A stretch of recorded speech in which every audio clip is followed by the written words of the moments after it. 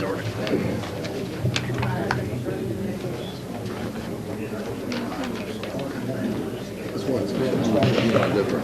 really appreciate it. I'm going to the party this weekend. I don't got my quick party. We have cheese cheese. Cheese cheese comes from home. I'm glad that worked out. Yeah, go ahead and use this one. Use this one. Yes, sir. It's Christmas. We don't forget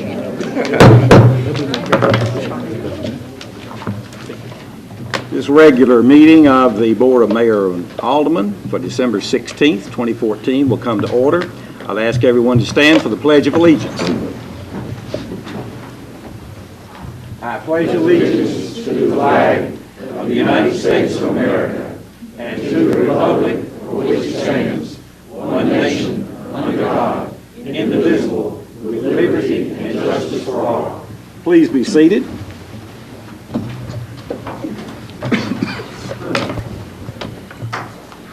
All right, the first item on our agenda is to present service awards to a number of fine city employees from various departments who have reached a certain milestone in their employment with the city, 5 years, 10 years, 15, whatever. And we're honoring them tonight with the presentation. So I'm going to ask, I think we've been customarily asking the aldermen if they'll come down front or kind of stand in this direction, and then I'll present the awards and call them as they're due.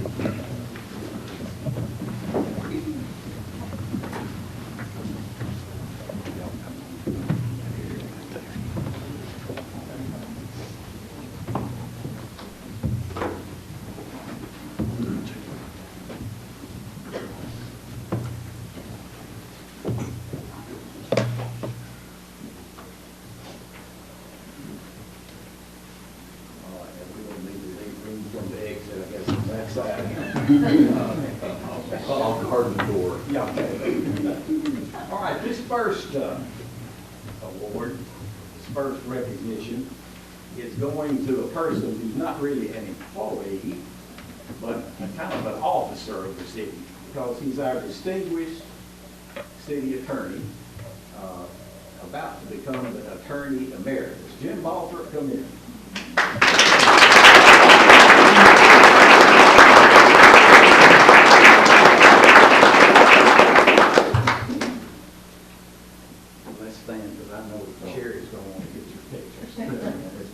Let me read it up to you and then I'll hand it to you.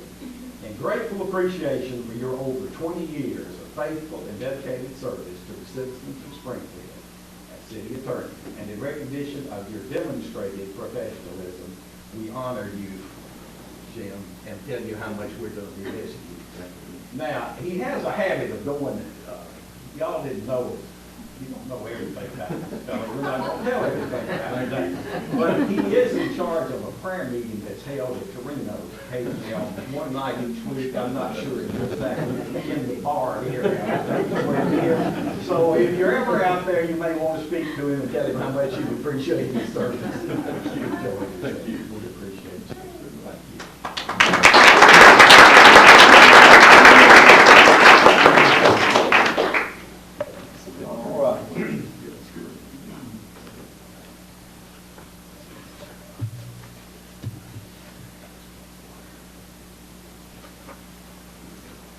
The next recognition is to Bryant Cobb for 5 years of service. I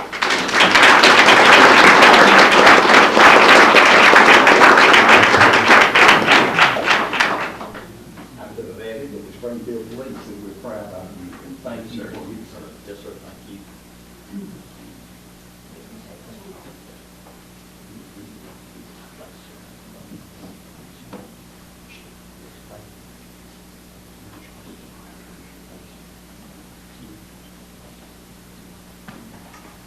This next award goes to Brett Lambert, 5 years of service, City of Springfield, Springfield Fire Department.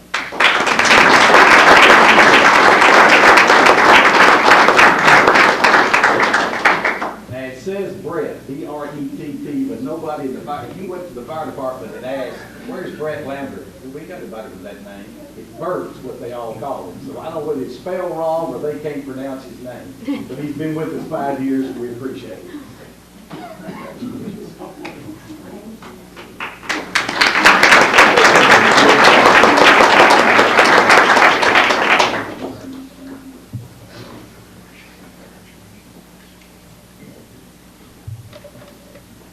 The next award is again a five-year service award, and this goes to Pamela Norton. Pamela?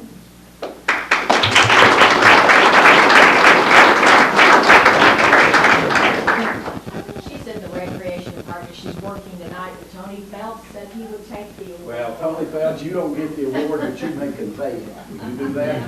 Thank you. This 5-year award goes to Derek Osmond of the Springfield Fire Department.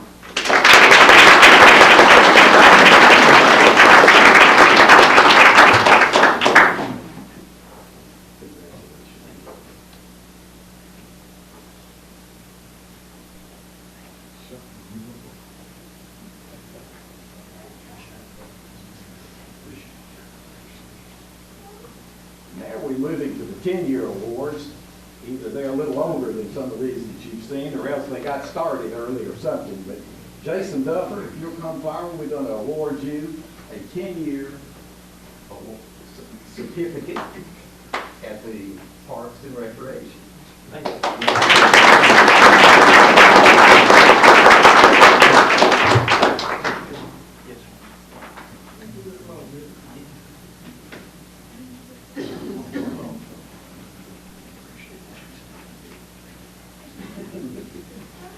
And another 10-year award, this one to Brian Tanner, Springfield Fire Department.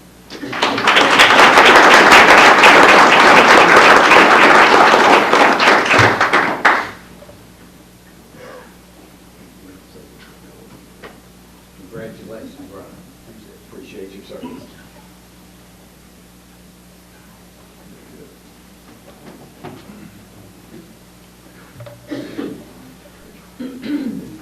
And now a 15-year service award to James Bush, Electric Department. James? Okay. All right, I'm gonna put that down here.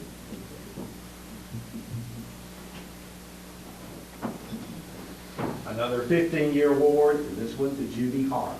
Judy.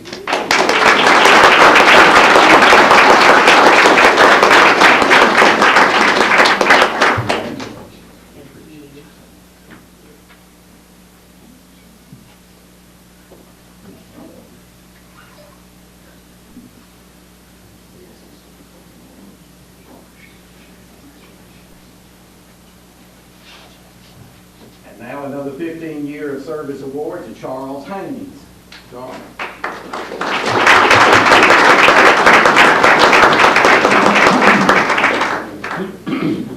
think he was sick. Charles is with the police department. Again, a 15-year award, and this one's to Timothy Hutton. Timothy?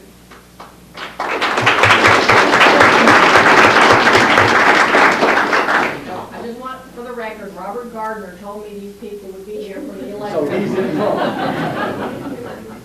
And we're wrong. All right.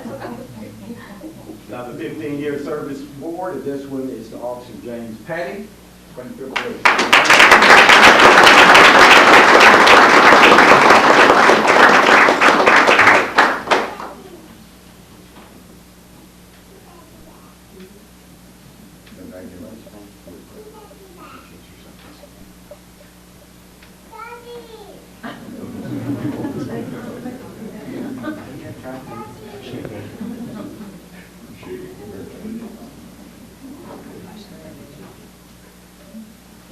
Now, another 15-year service award to James Troy Smith.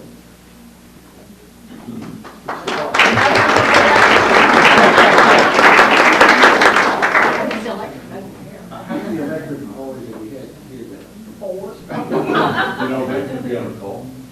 Maybe they are. Benefits now. All right. And now we move plaque, but the bigger number, and this is 20 years of service, and the first one of these goes to Michael Baldwin.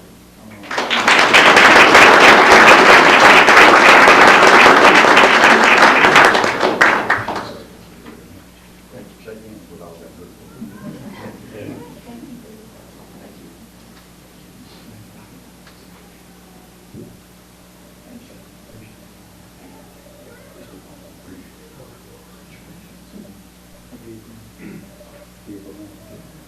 This gentleman was with Vehicle Maintenance and the Public Works Department. And now 20-year service award to Todd Ingleside. Todd?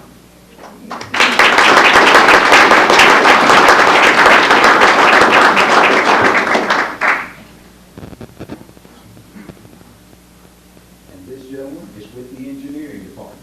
Thank you very much for your service, Todd.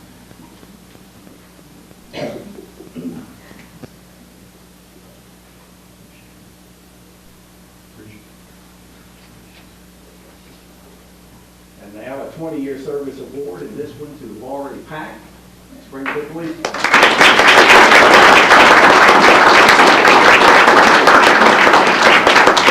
If you call the police department and ask for the chief's office, and you don't find anybody in any of those offices in there, this is the one you go to. She can find it for you. I'll tell you what. Thank you so much.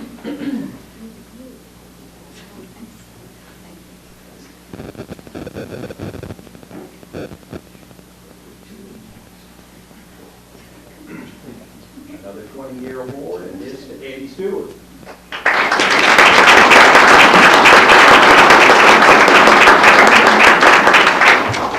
Police, congratulations. Yes, sir.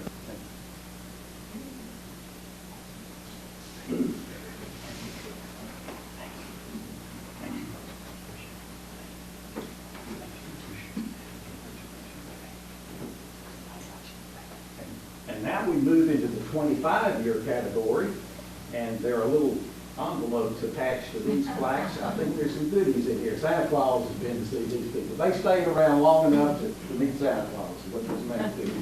25 years of service to Terry Cadwell.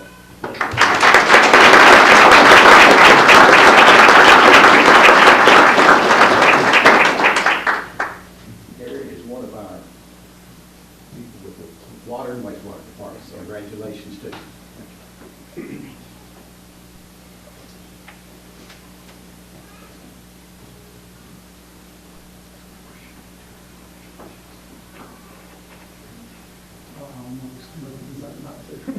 The next 25-year award, this one to Ann Ellis.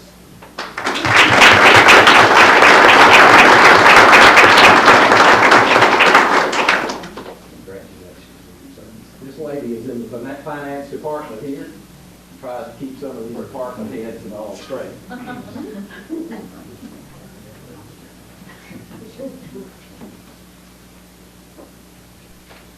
Another 25-year service award, and this to Don Bruce Graham.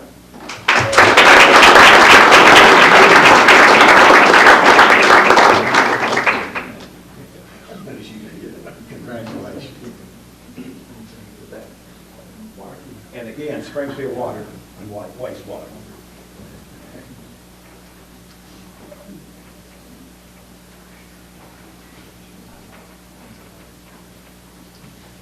Another 25-year service award to Deborah Jones.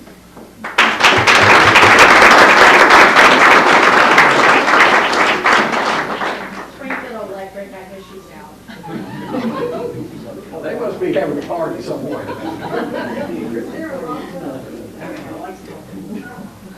The next 25-year award, and this one goes to Malcolm Wilkerson. About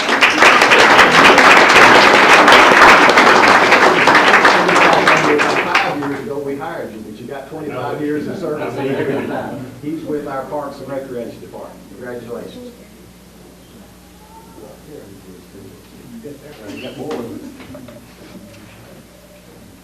And 25 years of service now to Carrie Woodard.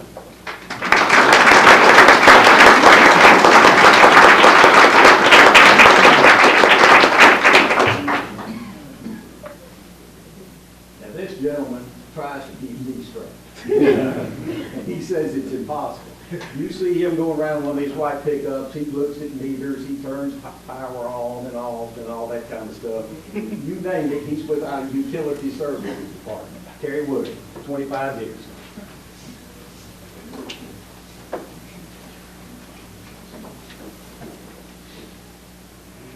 And now to 30 years of service. The first one goes to Terry Scott Norris.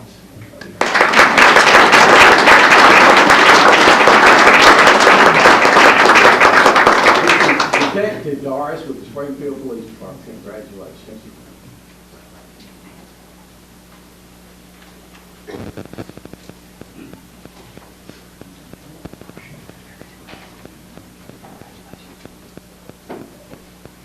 And now to a 35-year service award, and this one is to Tiny Mendenhall.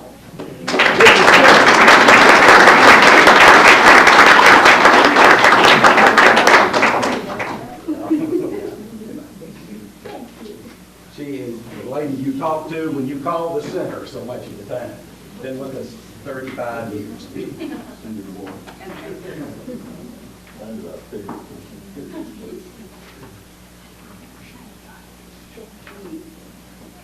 And now we move to the 40-year category. The first one of these is to Assistant Police Chief Danny Johnson.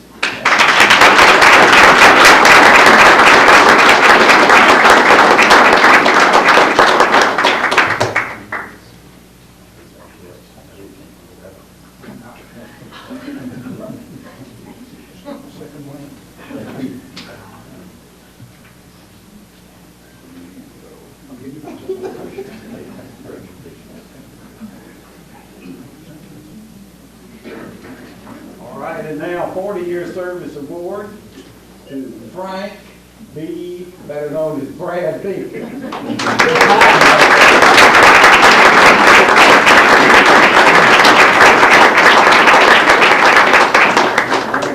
I appreciate you, sir. You kept your hair a lot better than I did. We're still hard enough, have you?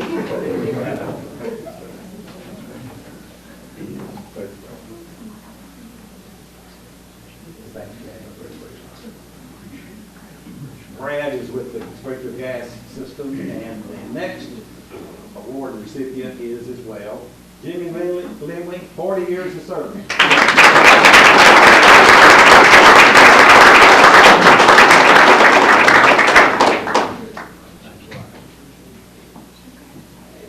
Now I want all of these recipients to come forward and get in a semicircle so the Robertson County Times should have you on the front page maybe next week, or somewhere in the paper. So will all the recipients come and stand, and I'll ask the aldermen back to their posts where they could be sitting.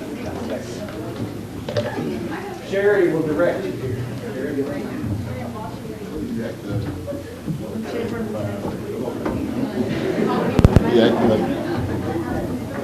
Smile.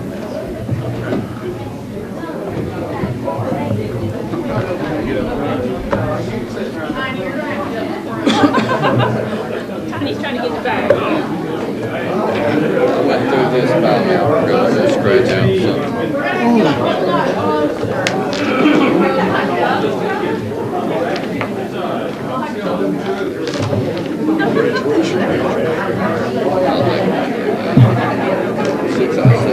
No,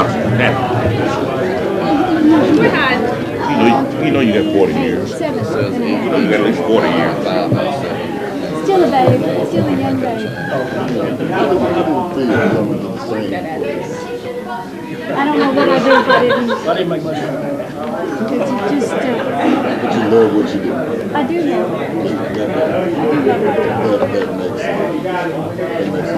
I love it. I'll smile now.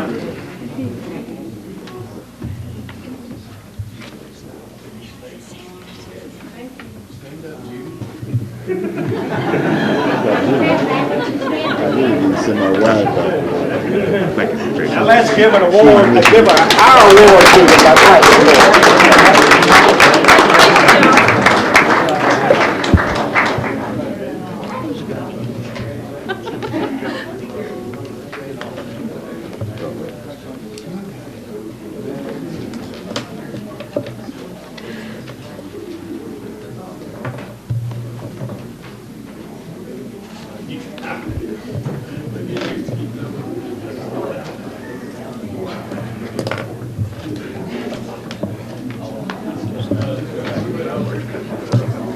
Those of you who are standing, if you'd like to take some of the vacant seats.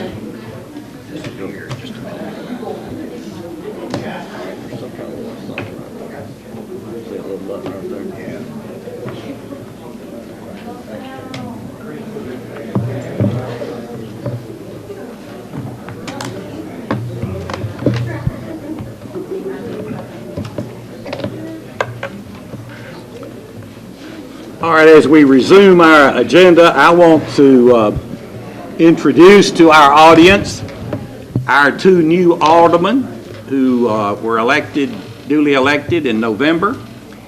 And this is their first regular meeting with the board. And I'm going to start over to my right, and we have Mr. Bobby Trotter. We welcome him.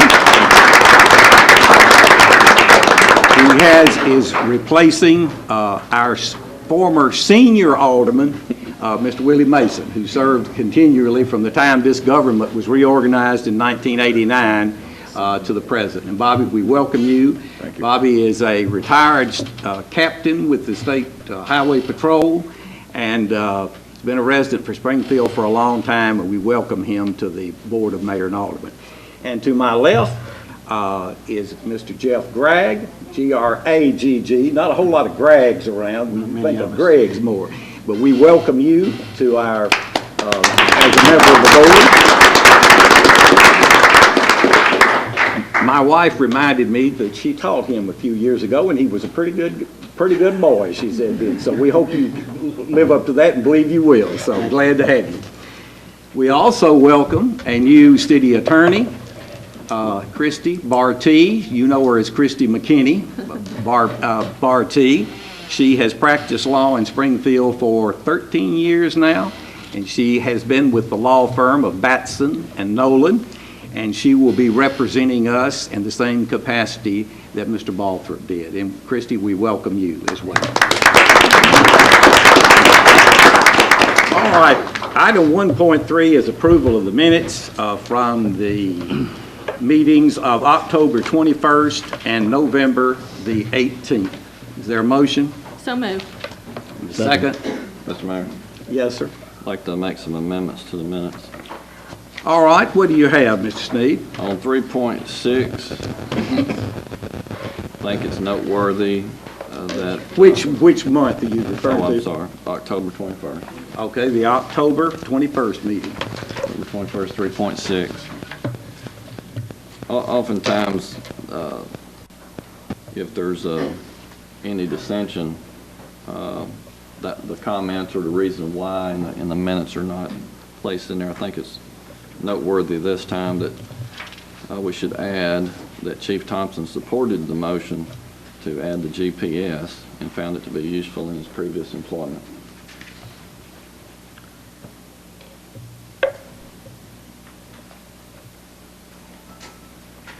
You want that added to that? Yes, it speaks to his, it has other comments that he made in here, but not that. All right. Is there any objection to this being added? Hearing none, so ordered. Is there something else now? Yes, 3.17.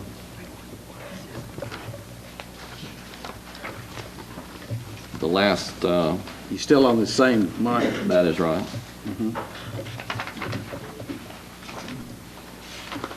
Go ahead. 3.7, where it says each of the board members, it was 5 of 7. All right. 3.17 reads as follows. The board presented the city manager with his performance evaluation. Mr. Nutting received a total average score of 3.9 based on a 5-point scale, with a score of 5 is excellent, 4 above average, and 3 is average. The city manager's last performance evaluation was February 2010. Now, what did you want to add? The last paragraph, it says each of the board members commented on the results of the performance evaluation. Only 5 of 7 did. Well, all right. 5 of 7 people. 5 of the 7 Okay. that were present. I didn't comment to his evaluation. Mr. Head did not either.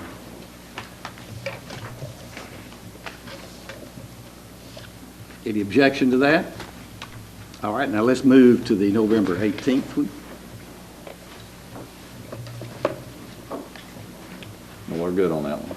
Okay, and I'm going to have them approved after we get through with this one. What was your correction on that one? None. None. All right. If you would favor the approval of the minutes as amended, please say aye. Did we get, excuse No, me, sir. my mistake, we didn't get a second. No, sir. Do I have a I'll second? second it. Now, if you favor the approval of the He minutes, said it. He said it. okay. If you favor the approvals, please say aye. Aye. Opposed, no. So ordered. Now we move to the first item under the legislative agenda, and that's 2.1. This particular legislation is a third reading.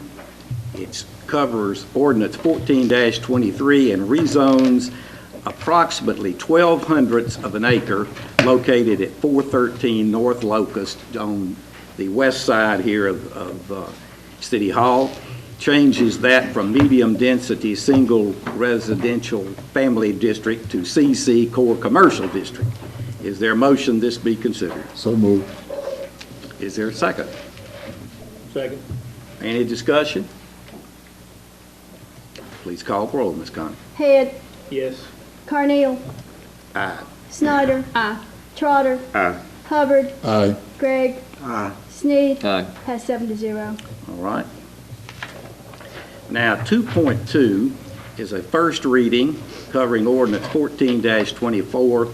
It's in the section there that in the code is fire protection and fireworks. Because this is a first reading, it is required that this proposed change be read in its entirety, and our city clerk, Connie Watson, will do so now.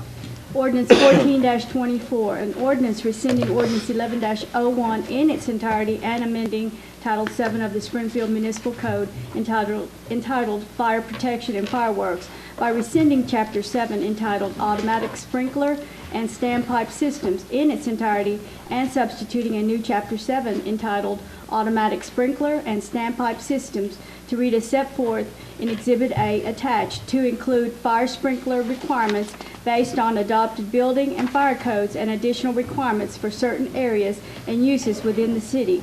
Whereas it has been determined that the public health and safety would be improved by requiring the installation of sprinkler or standpipe systems in buildings and structures as defined by the city's adopted building and fire codes, and to provide additional requirements to protect the high-density downtown area of the city and any residential use or property zone for residential use within close proximity to certain classified structures, and to protect residents of multiple attached residential units.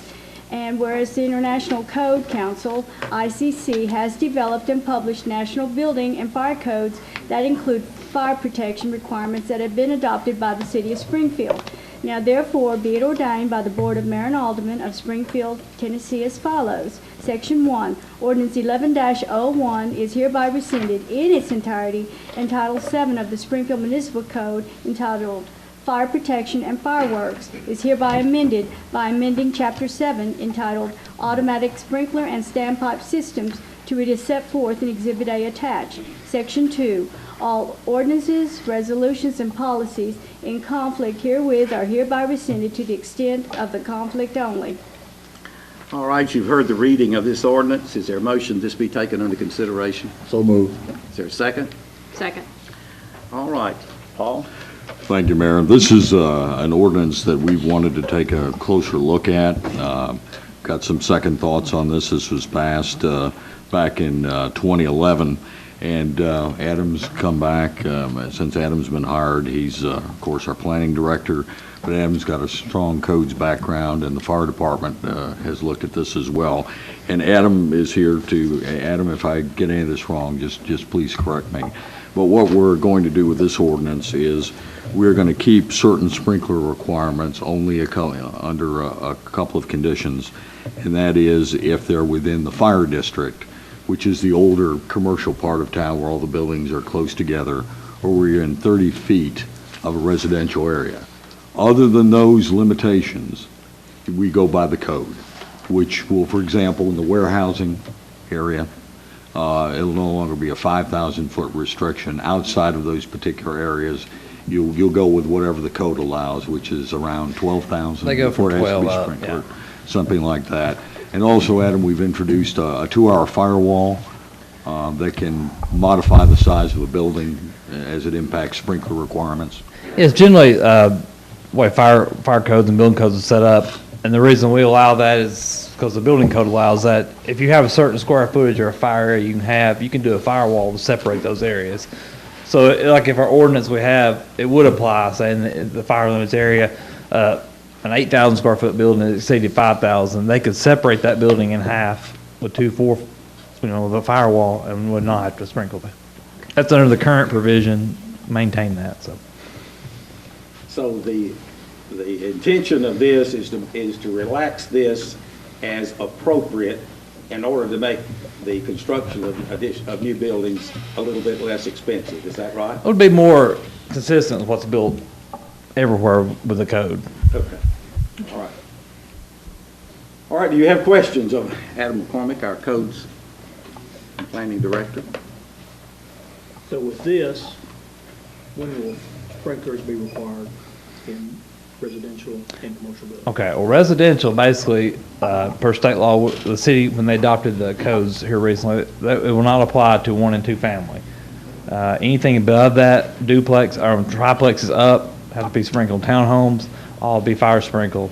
As far as commercial and industrial building, it really depends. If they're outside of the fire limits area, which I put a map on your table tonight, and they're outside of a 30-foot zone, basically be determined by code. Different buildings require different fire sprinklers. Like churches require fire sprinklers when you go over 12,000 square feet. When you're outside this district, warehouses are 12,000 plus. It really depends on what it is. Now, if you're in that fire district area, the ordinance there, anything over 5,000 square feet, you still have to do the fire sprinklers or separate the building with a firewall. And if you're within 30 feet of a residential area, you would fall under this ordinance. And that's anything commercial, industrial. If you're within 30 foot of a residential zoning area or residential district, you'd have to either fire sprinkler if you exceed the 5,000 square feet or separate with the firewall. And Adam, we did take out the very large houses, 5,000 or more. They no longer have to be sprinkled. That's right, yes. Yeah, there was provision, anything over 5,000, a single-family house, anything over 3,000 that was more than 300 feet off the road had to be fire sprinkled.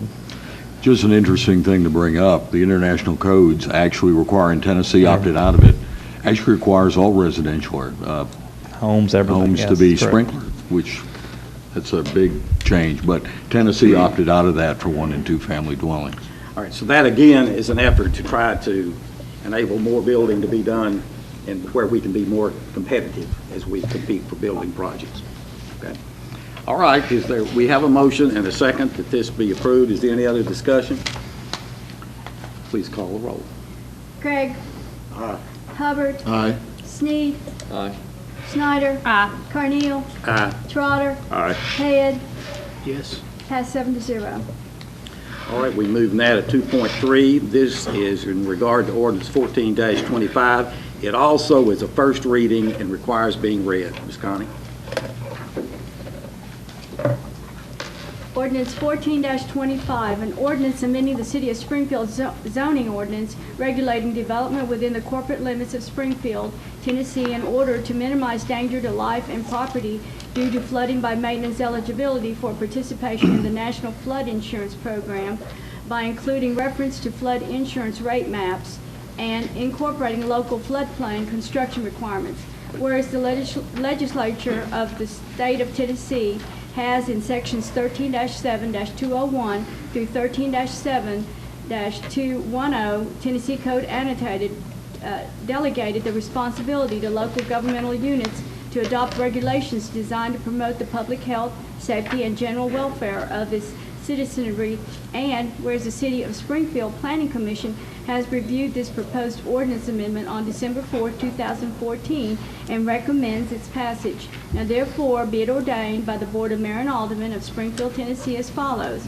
Section 1. The City of Springfield zoning ordinance, Chapter 9, entitled Floodplain Districts, is hereby amended by amending Article 3, entitled general provisions by rescinding Section B entitled Basis for Establishing the Areas of Special Flood Hazard in its entirety and substituting a new Section B to read as set forth in Exhibit A attached, and by amending Article 5 entitled Provisions for Flood Hazard Reduction by amending Section B entitled Specific Standards by adding a new subsection 6 entitled Building Site Pad to read as set forth in Exhibit A attached. Section 2, Conflict with other ordinances. In case of conflict between this ordinance or any part thereof and the whole or part of any existing or future ordinance of Springfield, Tennessee, the most restrictive shall in all cases apply. Section 3, severability. If any section, clause, provision, or portion of this ordinance shall be held to be invalid or unconstitutional by any court of competent jurisdiction, such as holding, shall not affect any other section, clause, provision, or portion of this ordinance, which is not of itself invalid or unconstitutional. Section 4, effective date. This ordinance shall become effective immediately after its passage in accordance with Charter of the City of Springfield, Tennessee, the public welfare demanding it. Is there a motion this be taken under consideration? So moved. Is there a second? Second. I didn't hear that. Second. All right. Mr. Mayor. I'll get to you. Go ahead. Thank you, Mayor. If you scroll down to Exhibit A to the ordinance, see the two changes in the ordinance. Article 3, General Provisions, and Adam, correct me if I'm wrong, these are the maps that have to be incorporated, new maps. In Article 5, Provisions for Flood Hazard Reduction, Adam noticed that the specific standards, we actually have adopted a standard in the subdivision regs that really ought to be reflected in the flood zone regulations as well. So that's nothing new, it's just being consistent with what's already in the subdivision regs. That's correct, yes. Other questions or comments? My comment, Mr. Hubbard? being part of the plan, we really tore it apart. And so we really concurred with the final analysis of it. Other questions or comments? Please call the roll. Carneal. Aye. Head. Yes. Sneed. Aye. Trotter. Aye. Snyder. Gregg. Aye. Hubbard. Aye. Pass 7-0. All right, 2.4, thank you, Adam, is a resolution, I think you're going to stay with Got us one through more. this one Yeah, too. for this one. Excuse me. This is Resolution 14-33. This resolution, if adopted, would accept a letter of credit bond from the Cumberland Bank and Trust in the amount of $95,760 in order to guarantee the completion of street drainage and electrical improvements in the Robmont subdivision. William White, President. Is there a motion? So moved. Second. All right, any discussion here? We decide to extend it. Go ahead. Yeah, basically what this is, we have a current bond in the replacement of the letter of credit format through a local bank, Cumberland Bank and Trust out of Clarksville. What this is for is, like you said, there's some final asphalt, sidewalks, drainage, and street lighting remaining. This bond is to cover the completion of that. What the Planning Commission talked about, typically you want to do a 2-year bond period. This one started in 11, but no one was ever really formally notified the owners of the expiration. So what we talked about would be to extend another year, give us time, 6 months out to notify the owner. I did talk to the owner and told him that we expect this improvement to be done over the next year because it will be exceeding our regulation of 2 years. Okay, other questions or comments? We just felt that was sort of necessary, maybe to encourage them. All right, anything further before we vote? Yes, sir. Call the roll, please. Hubbard. Aye. Snyder. Carneal. Aye. Sneed. Aye. Head. Yes. Gregg. Trotter. Aye. Pass 7-0. All right, under administrative, item, next page, 3.1, discuss and possibly take action on the appointment of a vice mayor. Floor is now open. Mr. Mayor, Yes, sir. I would recommend that Ms. Snyder be considered as a vice mayor. Ann Snyder, Yes, sir. who is our current vice Current mayor, vice has been mayor. nominated. Are there other nominations? Mr. Mayor, Yes, sir. I'd like to nominate Clay Sneed. This board has a tradition of the vice mayor passing that around, and Mr. Sneed is the longest-serving alderman that hasn't been vice mayor. I think it'd be appropriate if we elect him this time. All right, so you're let me double check on, we don't need seconds though on nominations, I don't believe, do we? No Believe discussion. it's right. You just vote on the names. All right. I move that the nomination be closed on those two names there. Is there a second to Mr. Hubbard's nomination? Did I hear one? I don't think you can close nominations like that. Close on those two names. Oh, but, okay, close for That's what I discussion. said. Yeah, I think you can. Is there thought a you second said to that? If I get a second, that's official. Second. Then we'll vote. Yes, sir. All right. All who are favoring ending the nomination, stopping that process and moving forward with these two candidates, please signify with an aye vote when we call your name. Snyder. Aye. Carneal. Aye. Hubbard. Aye. Sneed. No. Head. Aye. Trotter. Aye. Gregg. Aye. Pass 6-1. All right, the first one, how do we want to do this? I guess we just take it in the order the first one presented and ask for those who are for this person to say aye or no.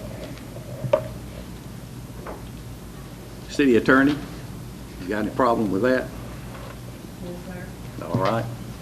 Anybody else have any problem with that? All right. Connie, I guess if you will call the roll and we'll proceed with that. Anybody got a better idea on this? So we're voting on Explain the rules again. I'm saying we're first, Ann was the first nominated, so we go with that one first. Okay. And so this first will be those who favor Ann Snyder. Show of hands. Yes, I guess we can do it that way. Show of hands. Those in favor of Ms. Snyder.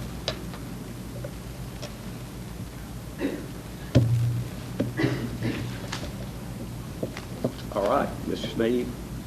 No appointment now. All right. Moot point. Ms. Snyder continues in office. Congratulations.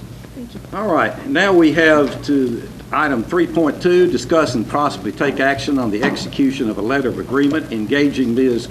Christina Barty of Batson Nolan PLC and Batson Nolan PLC to serve as our legal counsel. Paul, do you want to present that or? Well, it's a very brief agreement, and as you can see, the payment of the fees, it'll be $135 an hour for attorneys, and legal assistants are $45 an hour, and the billable hours at 2/10 of an hour, which is pretty good, and so I recommend approval of the agreement. All right, is there a motion? So moved. Second. Any discussion? Yes, I feel she'll be a wonderful attorney. All right, anything further? All right, we have a motion and a second. If you would favor this agreement, vote aye when your names are called. If you're opposed, vote no. Gregg. Hubbard. Aye. Sneed. Aye. Snyder. Aye. Carneal. Aye. Trotter. Aye. Head. Yes. Pass 7-0. Okay. And now, item 3.3, Mr. Sneed had presented this. Mr. Sneed, you want to comment whatever you have to say on that, please, sir? Yes, Mr. Mayor, regarding the October meeting, some actions of the administration, Mr. Paul Nunning's administration, did some things that I think this board needs to address. It's been publicized in the media, but this board's taken no action or had no discussion on it. I think that needs to be addressed to prevent the public from having a feeling that something may have been swept under the table it should be. Some things need to be aired. With the rules of order that we go by, most inquiries would probably be performed from the chair. Since I was requesting this, it did not come from the chair. It's going to be a little awkward to do a question and answer and follow-up questions unless we get permission to speak freely. So I'm going to ask the chair for that permission to speak freely so we can conduct an inquiry, get to some facts, get some questions answered. Well, first you've got to get a motion to approve this inquiry and the second and get it passed. That is correct. Mr. Chairman, I propose that this board conducts an inquiry into the actions of the city manager and Mr. Brewer on right after the October meeting. Second. Seconded by Mr. Head. All right. If you would favor, is there any other discussion? All right. If you would favor this motion, vote aye when your name is called. If you oppose, vote no. Carneal, No. Head, Yes. Sneed, Yes? Trotter, No. Snyder, No. Gregg, Yes. Hubbard, No. Failed failed 3 3 to 4. All right, we move to 3.4, which is the monthly adjustment of retail electric rates by Springfield Electric. Is there anybody here to present that, or are they all still out? Well, Mayor, let me say that Okay. Robert had a medical emergency in his Oh, I'm- family, and we're someone sorry was to hear supposed that. to be here. I suspect maybe they may have some calls they're on. All right. So so we don't know what the rate? It's in All here. right, what is it?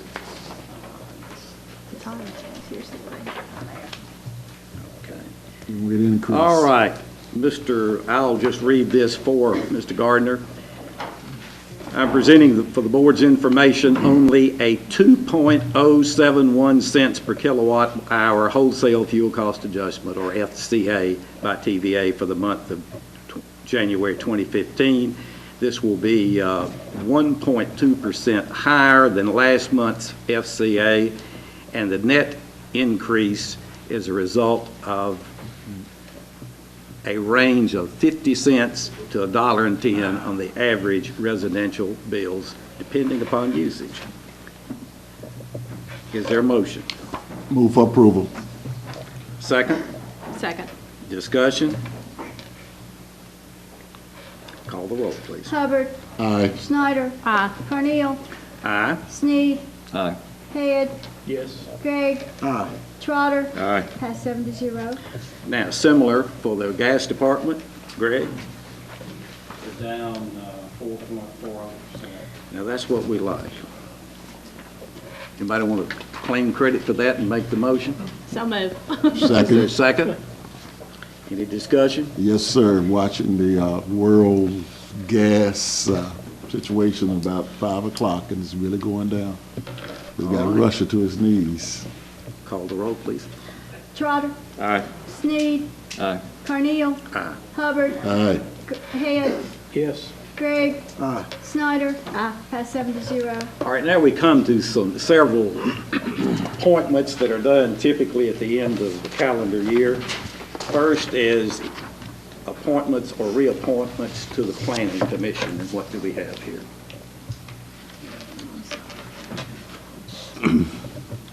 Okay, from the Planning Commission, for the Planning Commission, My persons will be, will accept her from you. all right. Ward 1, Virginia Boyd. Ward 2, Tony Townsend. I spoke with him, he accepted. Beg pardon? I spoke with him, he accepted. Accept, okay, we're good, thank you. Ward 3, Buzzy Pooh. Will continue. Good. The planning district is vacant, and James Hubbard has agreed to serve again as our rep. Is that right? Adam, I'll let you make a decision. You want to put up, with me? Say no. Tell me. Okay, Adam said yes, I'll go ahead. All right, that leaves us with one vacancy, and that vacancy has occurred because Mr. Robert Farmer has resigned from the Planning Commission. He was our representative from the planning district, that is, the buffer zone around, surrounding the city. This person must be filled by a person residing within the planning district, but outside the city limits of Springfield. And all of these persons appointed to represent the planning district and the board of mayor, aldermen in this respect, serve 2-year terms. Is there a motion that these nominations be approved? So moved. Second? Second. Any discussion? Mr. Mayor, Yes, sir. so you will give us a nominee in January? I will work on, finding one Yes, for sir. the planning district. That is correct. All right, call the roll, please. Snyder. Aye. Carneal. Aye. Hubbard. Aye. Sneed. Aye. Head. Yes. Trotter. Aye. Gregg. Aye. Pass 7-0. All right, we now have item 3.7, the similar appointments or reappointments to the Construction Board of Adjustments and Appeals. And they are as follows. Ward 1, Blake Batson. He will continue. Okay. Ward 3, Alfred Border. He will continue. Thank you, sir. Ward 5, Jason Reynolds. I don't know. Have y'all spoken to him? No. I don't know at this point. Well, you do want to go forward with that on the assumption that he will? I'm or- good with that. Okay. Well, let's go on. If for some reason he declines it, then we'll have to fill it. And then Keith Woodall at large and David Burkeen at large. These are 2-year appointments. Is there a motion? So moved. Second? Second? Second. Okay. Any discussion? Please call the roll. Head. Yes. Carneal. Aye. Snyder. Aye. Trotter. Aye. Hubbard. Aye. Gregg. Aye. Sneed. Aye. Pass 7-0. Okay. Now, 3.8 is the appointments or reappointments to the Board of Zoning Appeals. And the nominations that I have are Billy Swan for Wards 1 and 2, and Carolyn sir. Woodard at large. Mr. Swan has resigned, but Mr. Bucky Sweat will be his replacement. Okay. I couldn't have anyone, no one in my ward, couldn't find anyone in my ward. Mr. Swan resigned, so. Okay, Mr. Sweat will be yeah. the nomination there, and Carolyn Woodard at large. They both serve 2 wards. Okay. They serve 2? One appointment serves 2 wards. Okay, Wards 1 and 2, okay. And did someone talk to Ms. Woodard about her continuation on it? Carolyn Woodard? Carolyn Woodard. Mr. Swan. The only one we heard that wasn't him. Yeah, Ms. Swan, Ms. Wood is still. Ms. Woodard stays. Still in. Okay. You would favor the appointment of Mr. Sweat and Ms. Woodard for this 2-year term. You do a motion. We need a motion, and then a second, and then we'll, So moved. is there a second? Second. All right. Those in favor, if you're in favor, vote aye when your name's called. If you oppose, vote no. Gregg. Aye. Hubbard. Aye. Sneed. Aye. Snyder. Aye. Carneal. Aye. Trotter. Aye. Head. 3.9, likewise for the Pass Springfield. 7-0. Excuse me for interrupting. I was trying to get one head of you, Tom. My apologies. 3.9, the appointment and reappointment to Springfield Housing Authority.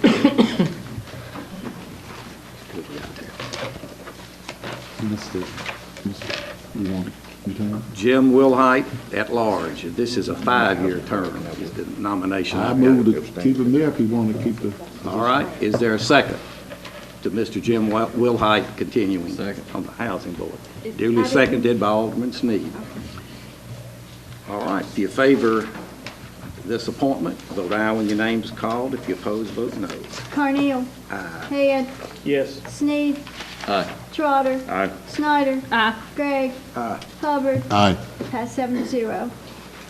All right, 310 is similar appointments, and this one for the Adult Entertainment Board. I bet they were standing in line for that one, don't you imagine? Mr. Woodard said he'll stay in Ward 1. Which Woodard is that? That's Raymond. Raymond, yeah, okay. From Ward 1, and Ms. Jenny Couch. Ms. Couch from Ward 2, and Richard Trauber Jr., Ward 3. These are again now for 4-year terms. Is there a motion that these 3 be accepted? So moved. Is there a second? Got it? If you favor these appointments, vote aye when your name is called. Excuse me. I think Mr. Crawford can. You said Mr. Strawberry Junior, I believe. That's what this said.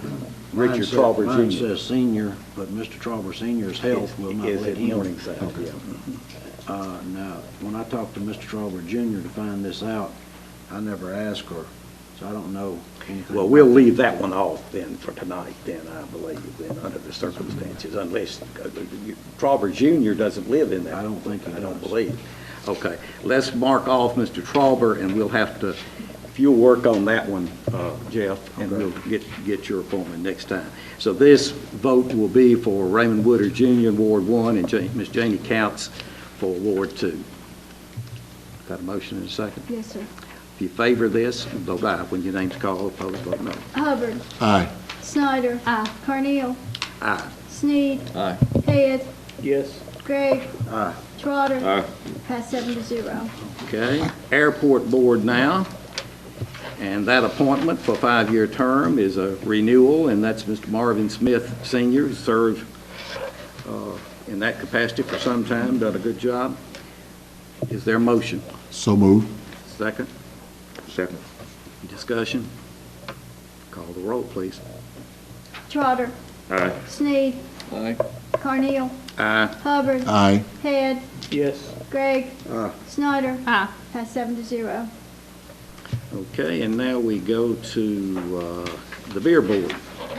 My appointee will continue to serve Beer Board, Ward 1. Okay.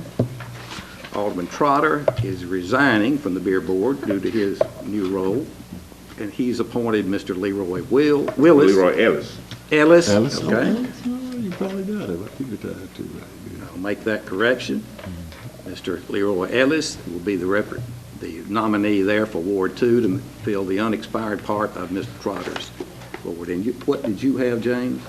Did you have, I didn't have anybody on here but So this the one. only one that's up is because Mr. Trotter Right. is in that The rest of them, position, and he's okay. coming off to be an alderman, so he's appointing someone to take his. Mine is still. Yours is. Okay, so we need a motion and a second on Mr. Ellis.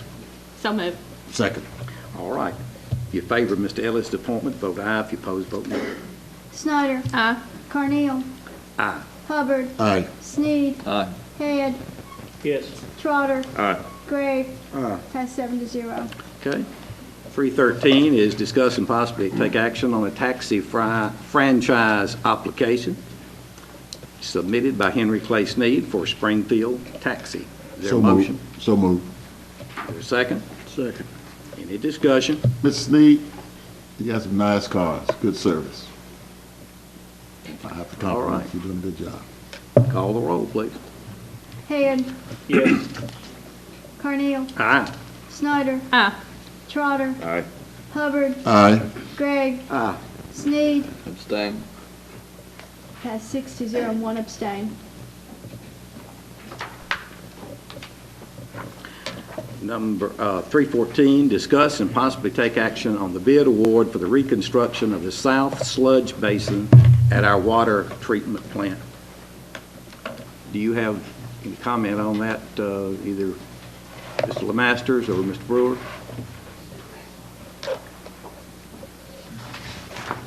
The bids are a little bit higher than we had originally expected. One of the reasons, I guess, is because there's a big unknown. We had the company called TTL do some seismic and underground surveys trying to determine the extent or the depth of the throat of the sinkhole. And it's an inexact science. You just can't say it's exactly 32.87 feet down. They think it's about 45 feet down.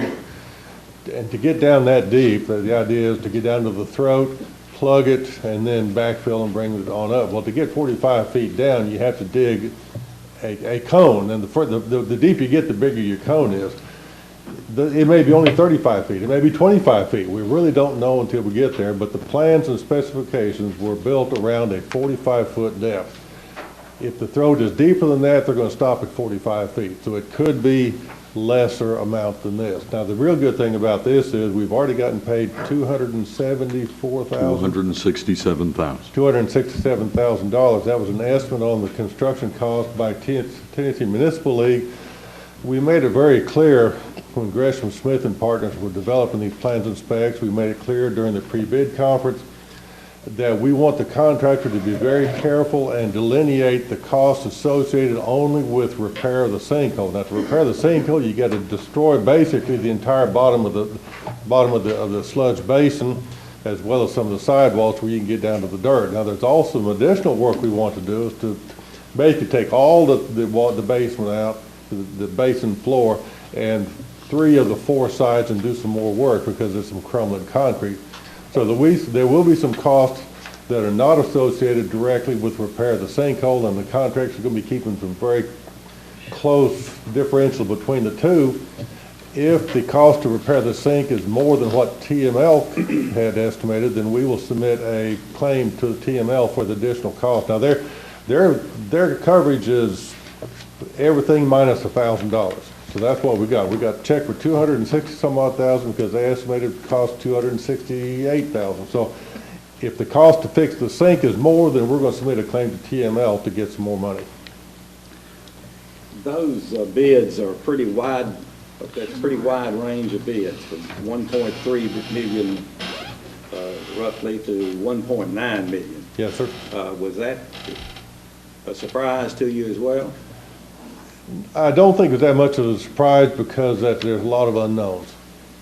I mean, you just really don't know what you're going to get when you get there. Paul? We clear some financial light on this. Roger, about $200,000 of this contract is contingency. Correct. So if you take out the contingency, and this was going to be funded by 2 means. First, we've talked about the TML insurance payment, which could be more, $267,000. And then we had allocated in the 2014 bonds that we just sold $750,000. So the $750 and the $267 is $1,017,000.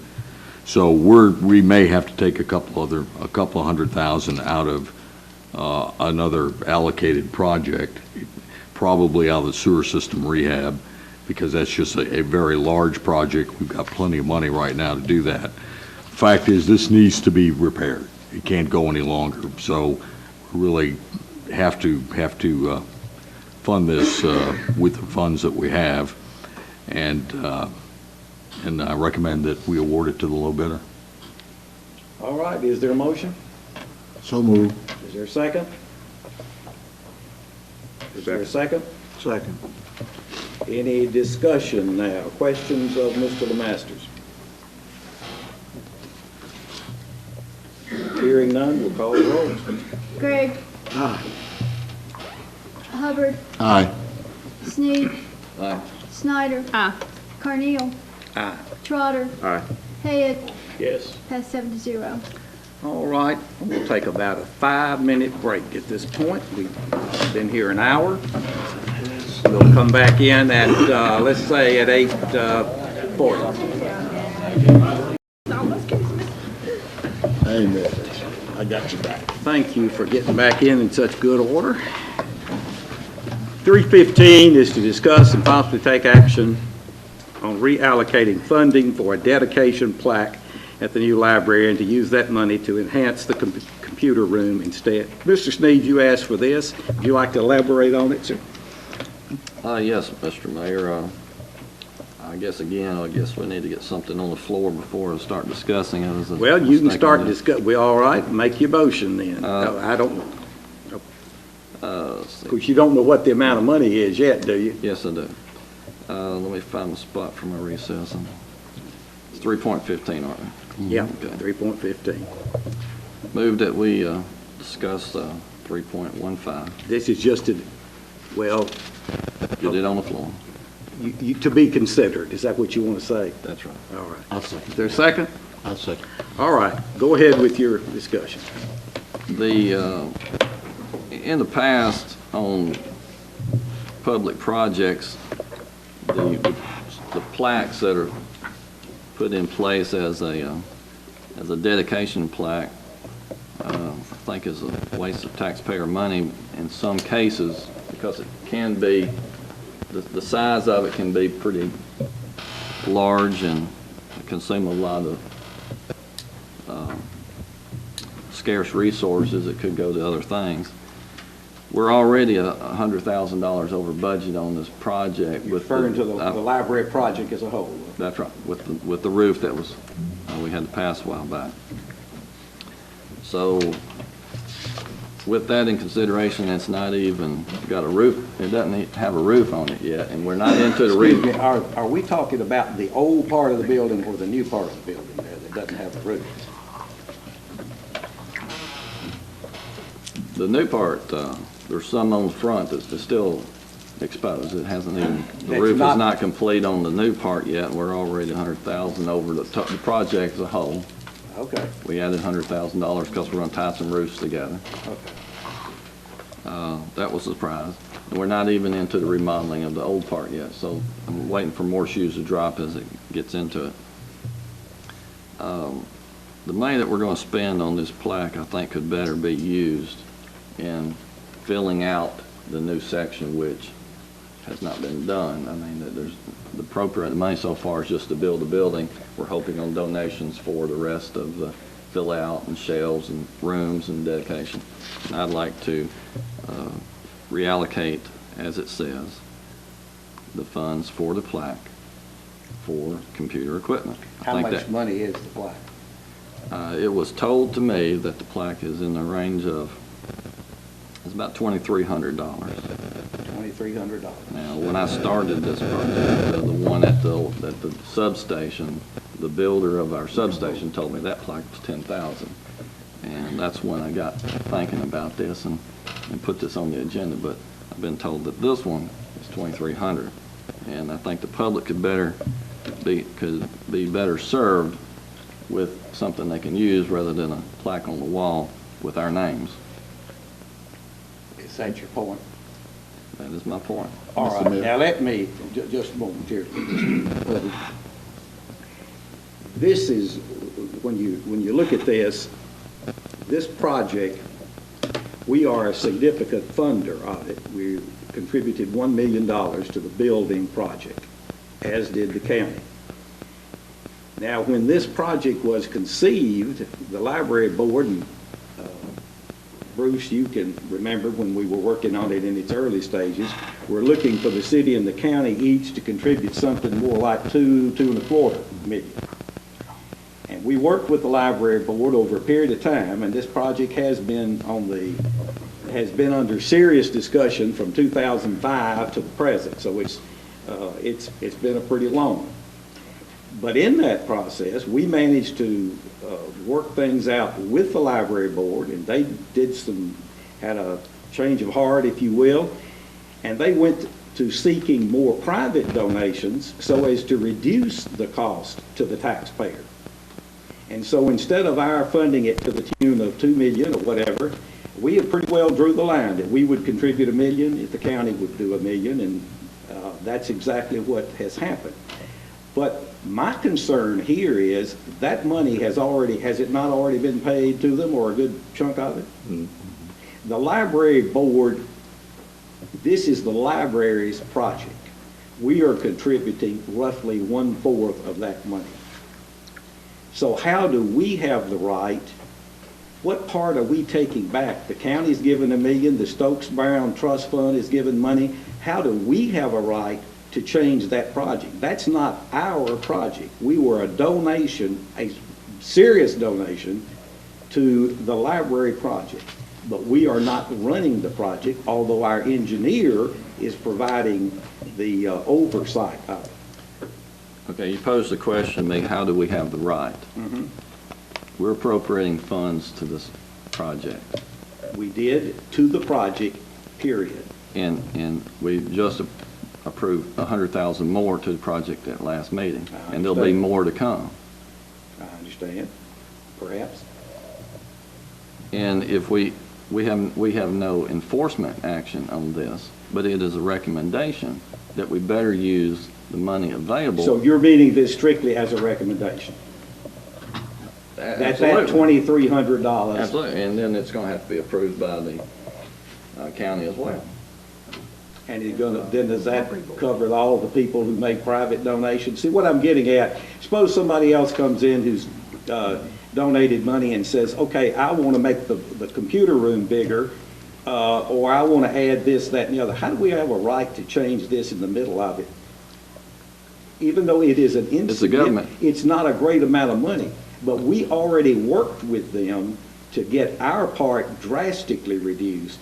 So is it wise to take away to me, that's a dedication plaque. It's not about people. It's about, per se, those individual names. It is about a project that's going to be here for 60, 70, 80 years.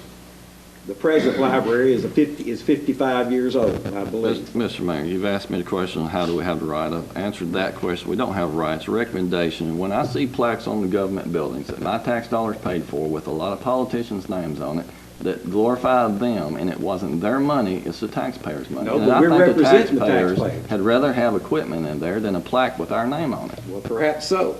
All right, you've got a motion on the floor that and you're calling this a recommendation that you're talking about the whole plaque, that $2,300. Okay. If you talk to the library board representatives about this, I've talked to the chairperson. and what did the chairperson say? Had no comment. All right, She answered you've my got a question. motion before you, duly seconded. No, we don't have a second. Excuse me. Okay. Is there a second?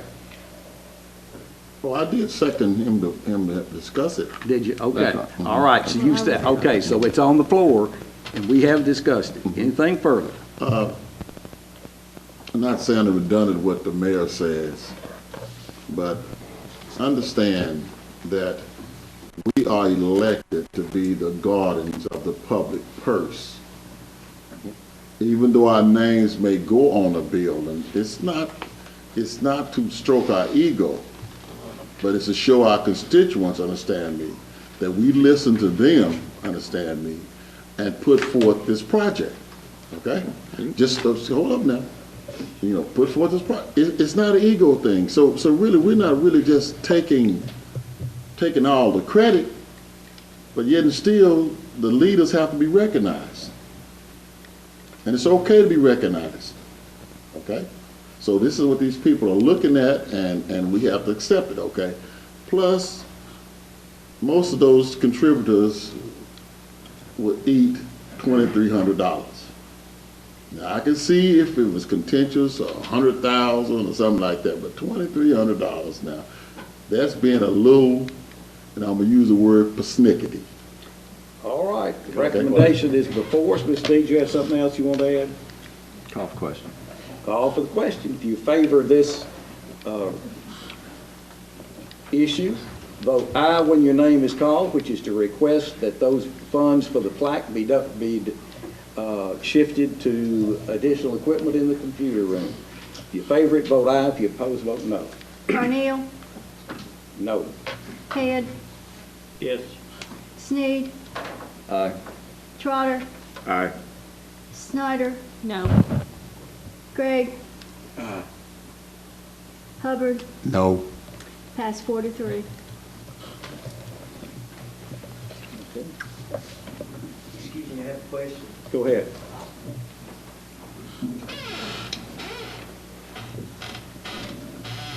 How does this board want me to present this to the library board and the county commission? It's a request.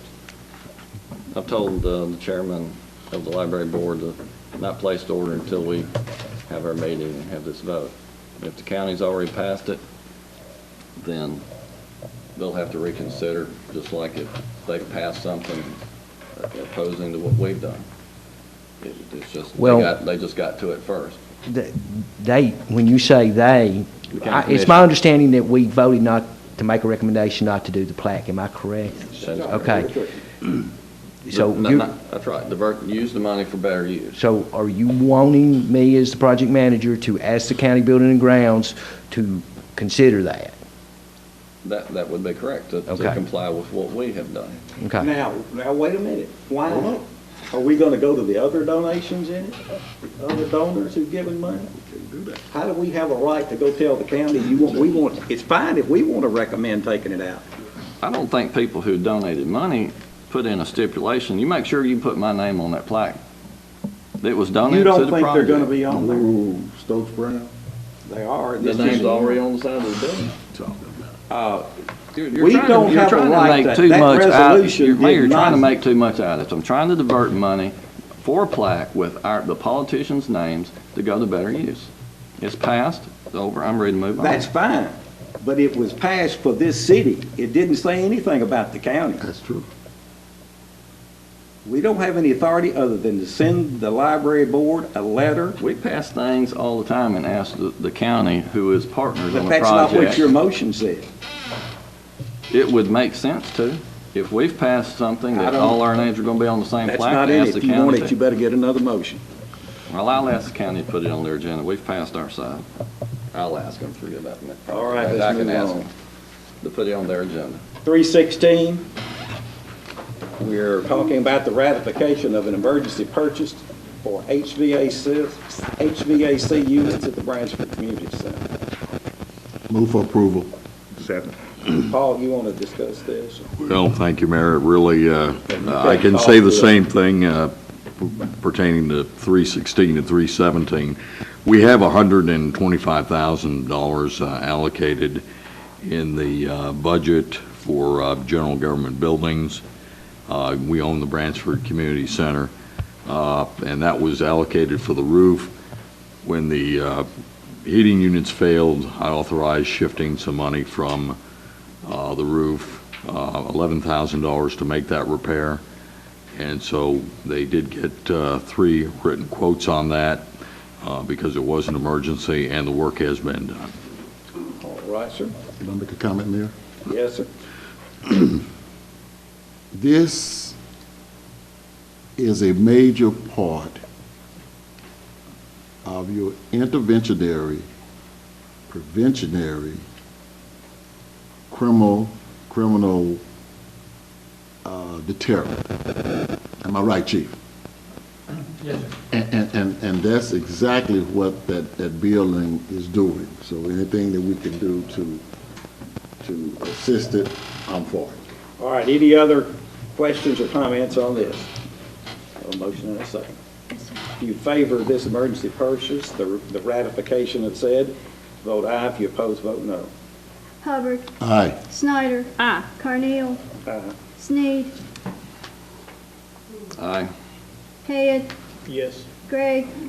Trotter. Aye. Passed 7-0. And now, the next item is to take action on the roof repair at the same center. Move for approval. Second. And the amount of that is, Well, it's going to be about 95, a little over 95,000. Let's get it here. It's $95,150, and what we're awarding the bid on, though, and David, correct me if I'm wrong, we're only going to do 2 sections of the roof. They took bids on the entire roof. What we want to repair is the portion of the building that's currently in use. And so we had 125,000 budgeted. We allocated 11 to heating. We got 114,000 left. So we're well within budget to award it on the first 2 sections of the building. Yes, and just for clarification, and Robert asked me to speak to this evening, Robert Gardner did. If we do sections 1 and section 2, what that does is that covers those areas that are currently in use. It gives us a little bit more than that, where we could expand some of that south wing. And that's the reason for that. Because of the way that it's divided up, because of the way the sections are divided up, it's necessary to do both sections 1 and 2 to cover all of that space. And since we're planning to put in some computers soon and do some things like that, we need that new roof. We need to protect it from the water that pours in every time it rains. all right, is there a motion in this regard? And a second. Any discussion then? Call the roll, please. Trotter. Aye. Sneed. Aye. Carneal. Aye. Hubbard. Aye. Head. Yes. Gregg. Snyder. Passed 7-0. Thank you. Yes, sir. 3.18, discuss and possibly award a negotiated lower price contract with the low bidder for the construction of a new animal shelter. Is there a motion this be discussed? Move for approval. A second? Consider. Is there a second? Fails for lack of a second. 319 is the update on our EPA order, administrative order of consent. Mr. Lemasters, you want to update us? Well, no, this, We skipped the animal shelter, we moved on down. okay, 319 is trying. Excuse me, wait a minute. This is trying to schedule a special meeting. Oh, a scheduled meeting for it, okay. Well, go on and give us the report, and then we'll see if we want to do this other. We're going to combine those.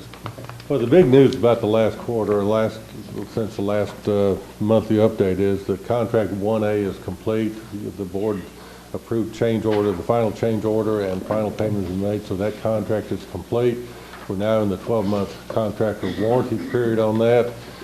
We believe that the work that the contractor did is superlative. I mean, it's really great. We had that one manhole on Circle Drive and Linden Lane that would overflow with a great degree of frequency. I don't believe it's overflowed in the last inch and a half, 2-3 inch rains that we've had. It's really done well. So we're really pleased with 1A. 1B, we're still having a few issues. We're getting squared away with the contractor. We should have the final change orders come to the board in the January business meeting. We have awarded, of course, we've already started work on contract 2A, and right now the contractor is signing all the contracts for 2B, so we should be getting seeing work done on that. Other than that, we're just moving right along. All right, Nate, thank you for that report. Is any particular time frame on that special meeting, first 2 weeks of the month? Is that what we're talking about, perhaps? It's whatever y'all want. We thought it'd be time to give the board another update. Grisham Smith would come in and basically give it an update like they did, what, about a year or so ago, Ken? Just kind of like a yearly update. Let's let you know where they stand and on various parts of the order. All right. Well, the regular meeting will be January 20. January 20, so 6 is a little too early. 13th, work with everybody. That'd be we try to keep these extra meetings on Tuesday. Now, I want to ask a question here. We do usually have our extra meetings, our called meetings, earlier than 7:30, because for a lot of people, the earlier hour is preferred. Do you all prefer something earlier than 7 o'clock? I would love to see it. Bobby, move up you're now. new. I just wondered how you felt. Jeff, I didn't know what y'all's schedules were. Fine with me.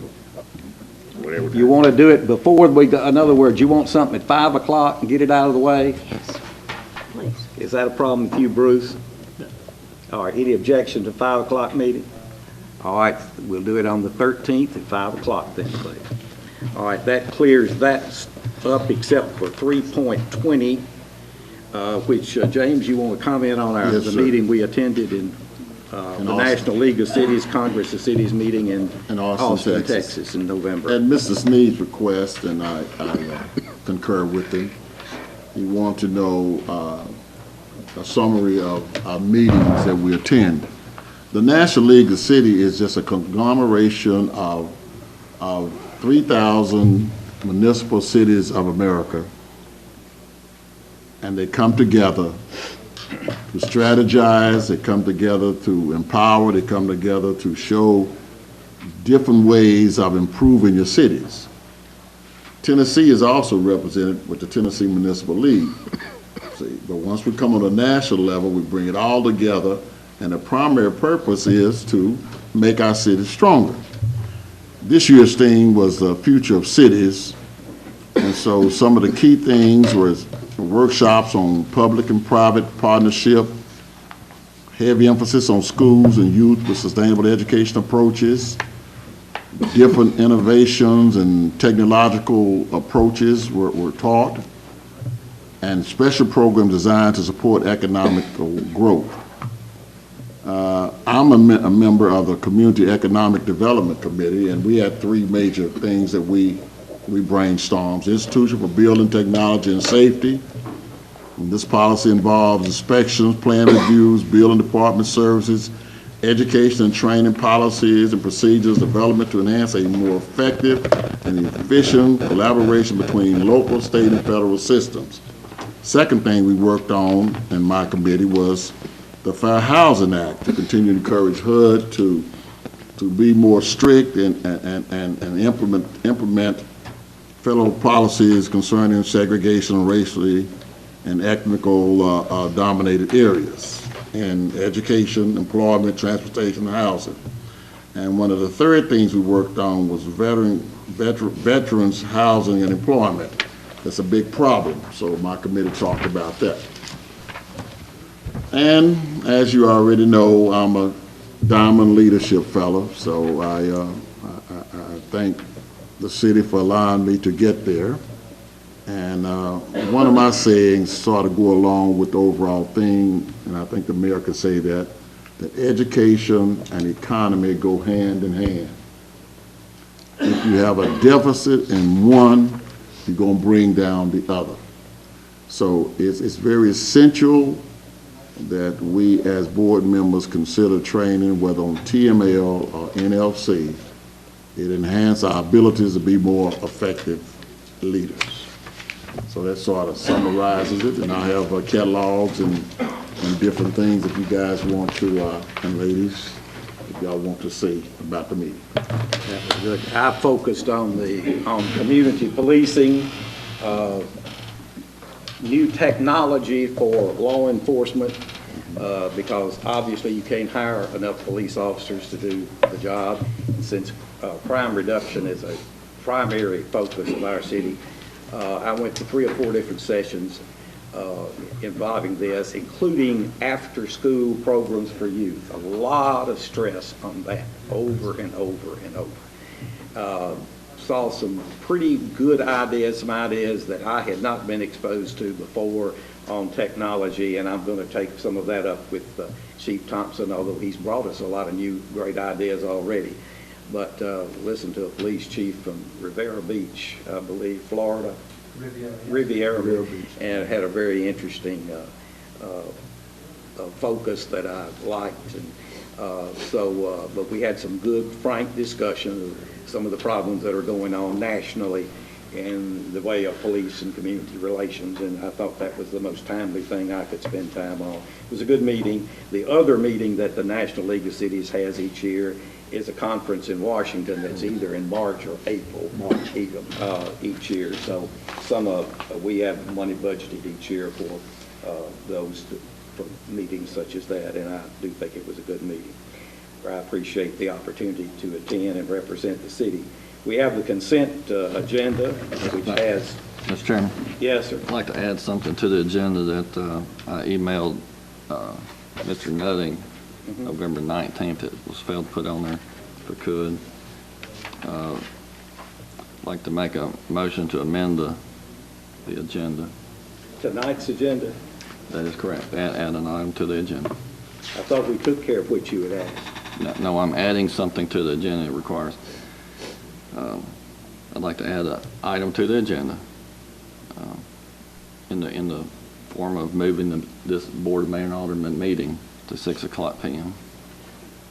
The regular meeting? The regular meeting. Don't have a bit of problem with it, but when we talked about it before, Clay, and I don't know whether you were on the board at that time, what I was told is that the charter set the day and the time. Right. So we have to amend the charter. So we would have to amend it. If we do that, Well, okay, can I say something? Yeah, I forgot about that.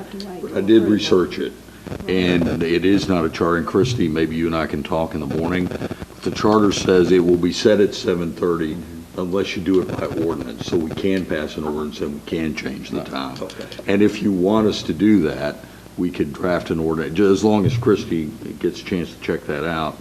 And if you agree to do that, then we can have an ordinance prepared at the next meeting. Right. Clay, would that satisfy? I think you have a good idea. Before I start doing too much discussion, I'd like to just get you on the floor in a second and we'll discuss it.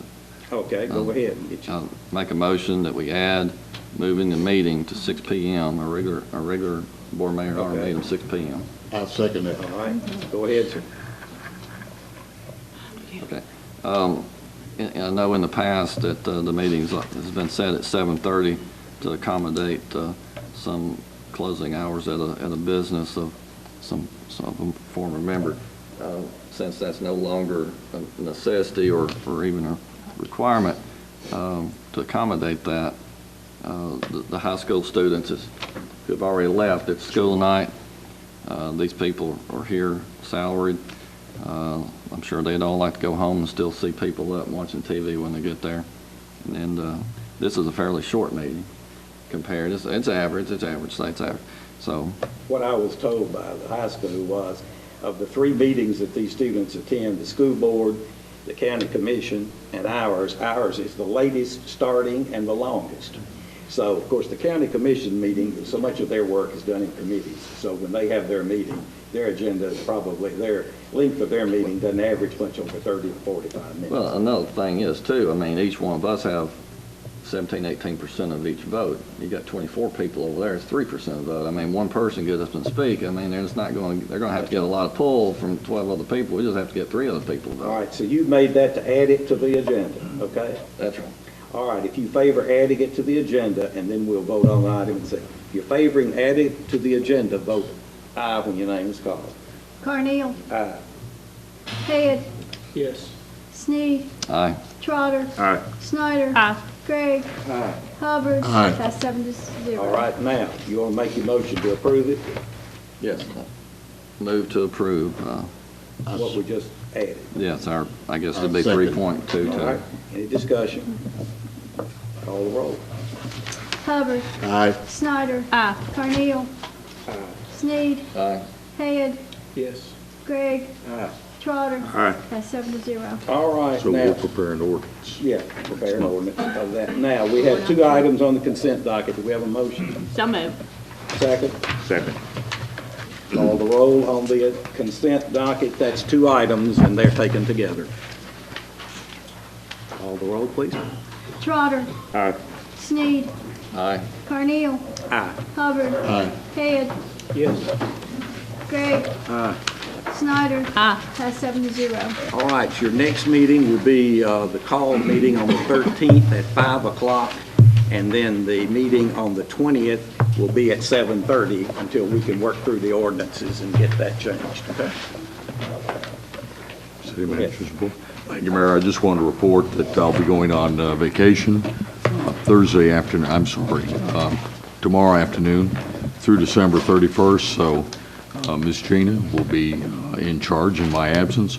Also asked Gina to give the board a briefing. We've gone self-insured for employee health insurance, and I would want Gina, if she could take a few minutes and brief the board on what's changed this month. I'll condense my version that I gave the employees last week from 30 minutes down to about less than 5. As you know, we went self-insured for this calendar year, and the reason we did it was we thought that possibly we would take a chance to see if the claims that we paid would be less than the premiums that we were paying, and everything looked like it would point us in that direction. And we've been averaging about $55,000 a week in claims for this calendar year. So it looks like we will hit about $2.85 million in total cost for all our health insurance for the calendar year 2014. Had we stayed with Blue Cross, we would have hit about $3 to $3.1 million. And Blue Cross told us that. So it looks like we actually do have a savings by going self-insured, which is really good. Now that's 100%, that's the city share and the employee share. But if we save $200,000, $300,000, which we hope we will, then the city saves and the employee saves, so it benefits everybody. So for next year, we are projecting that we're going to have to fund more by about 16.5%.